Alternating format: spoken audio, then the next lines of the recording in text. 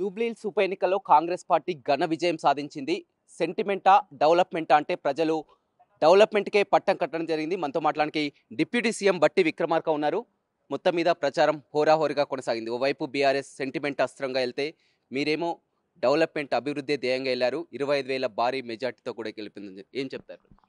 డెఫినెట్గా ఈరోజు రాష్ట్ర ప్రజలంతా కూడా భ్రమంలో లేకుండా ఉన్నది లేనట్టు లేనిది ఉన్నట్టు అబద్ధాలు సృష్టించి కట్టుకథలు చెప్పి ప్రజలు మోసం చేస్తా అంటే ఇంకా ఇనే పరిస్థితిలో లేరు. ఎవరైతే అభివృద్ధి చేస్తారో ప్రజల సంక్షేమం కోసం నిలబడతారో వాళ్ళకే పట్టం కడతామనేది స్పష్టంగా జూబ్లీహిల్స్ ఎన్నికల ద్వారా ప్రజానికం చూపించారు. వారందరికి కూడా హృదయపూర్వకమైనటువంటి ధన్యవాదాలు. బీఆర్ఎస్ వర్కింగ్ ప్రెసిడెంట్ కేటీఆర్ కూడా దీన్ని రెఫరెండంగా తీసుకుంటామని కూడా ఎన్నికల ప్రచారంలో కూడా చెప్పడం జరిగింది. చాలా సందర్భాల్లో వారు చెప్పారు ఆ మాట. వారి పార్టీతో సంబంధించినటువంటి నాయకులు చాలామంది రకరకాల మాటలు చెప్పారు. కానీ కాంగ్రెస్ పార్టీ కానీ నాయకత్వం కానీ ఎక్కడా వాళ్ళు మాట్లాడిన మాటలకి సమన్వయం కోల్పోకుండా విజ్ఞతతో నిబద్ధతతో ప్రజలకు మనం ఏం చేశామో అది చెప్పి వారి హృదయాలు గెలుచుకోవాలి తప్ప ఇటువంటి కట్టుకథలు చెప్పి ప్రజలు మోసపోవచ్చు అనేటువంటి ఆలోచనతోనే ఉన్నది విజయాల్ని చేసిన పనుల్ని చెప్పాం. ప్రజలు నమ్మారు, ఆదరించారు, దీవించారు. భారీ మెజార్టీతో కాంగ్రెస్ పార్టీని గెలిపించారు. డెఫినెట్గా ప్రజలందరికీ కూడా ఈ రాష్ట్ర ప్రభుత్వం, ముఖ్యంగా కాంగ్రెస్ ప్రభుత్వం, ముఖ్యమంత్రి రేవంత్ రెడ్డి గారు కానీ లేకపోతే క్యాబినెట్ సహచరులు కానీ అందరూ సమిష్టిగా ఈ 2 సంవత్సరాలుగా ఈ రాష్ట్ర ప్రజల కోసం తీసుకున్నటువంటి అభివృద్ధి కార్యక్రమాలు, సంక్షేమ కార్యక్రమాలు ఇవన్నిటినీ కూడా ఇవాళ ప్రజలు గమనించి ఓట్లేసి గెలిపించారు. వారికి ధన్యవాదాలు. కాంగ్రెస్ పార్టీ అభ్యర్థిగా మీరు నవీన్ యాదవ్ అని ఒక బీసీ సామాజిక వర్గానికి చెందిన బిడ్డని మీరు నిలబెట్టడం జరిగింది. కానీ బీఆర్ఎస్ పదే పదే ఒక రౌడీ షీటర్, ఒక రౌడీని అని కూడా వారి ప్రచారాస్త్రం.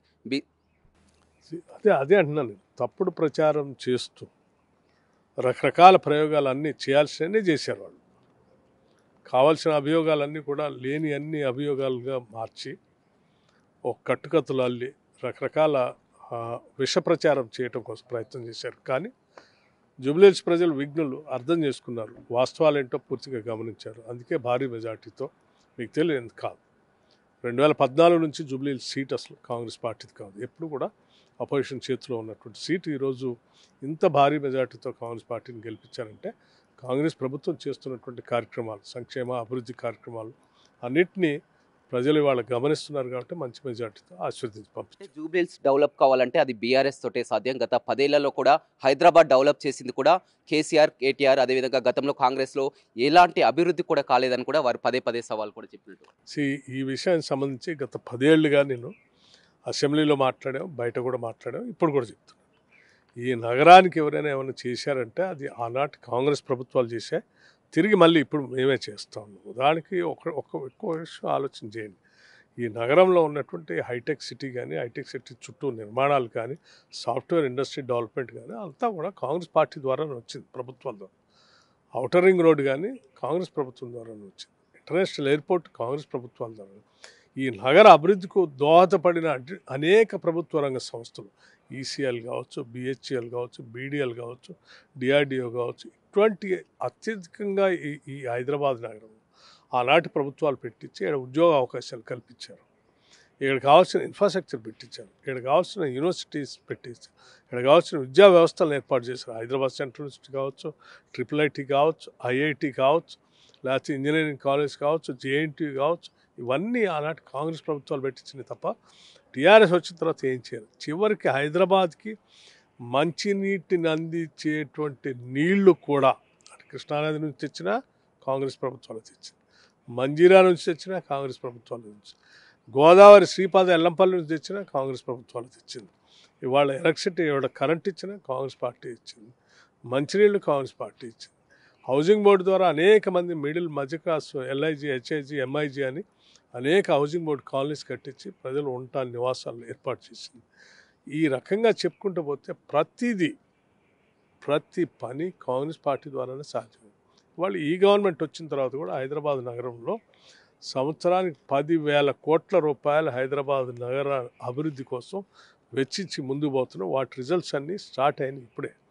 ఒకటేసారి హైదరాబాద్ నగరంలో ఉన్నటువంటి మురుకు నీటిని శుద్ధి చేయడానికి 39 STPs 39 ఎస్టీపీ శాంక్షన్ చేసి పనులు మొదలు పెట్టించాం.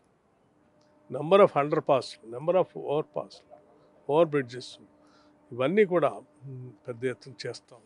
ఈ ఉప ఎన్నిక విజయంతో మీపై కానీ మీ ప్రభుత్వంపై కానీ చాలా వరకు ఒక బాధ్యత పెరిగిందని చెప్పవచ్చు. ఎందుకంటే బీఆర్ఎస్ కానీ బీజేపీ కానీ ఇంటింటికి బాకీ కార్డులు పంచారు, బుల్డోజర్ కావాలా, కారు కావాలని రకరకాల ప్రచారాలు చేసినా కానీ ఈ 2 సంవత్సరాల పాలన మీపై నమ్మి కూడా జూబ్లీహిల్స్ ప్రజలు ఓట్లు వేయడం జరిగింది. రాష్ట్రం అంతా కూడా ఈ ఉప ఎన్నిక విజయాన్ని చూస్తుంది. మీపై చాలా వరకు బాధ్యత పెరిగింది. ఏం చెప్తారు? డెఫినెట్గా ప్రతి గెలుపు మాకు ఒక బాధ్యతనే పెంచుతుంది. ఒంట్లో భయం పెట్టుకునే ప్రజలకు జవాబుదారీతనంగా ఉంటూ మేము పాలన అందిస్తాం.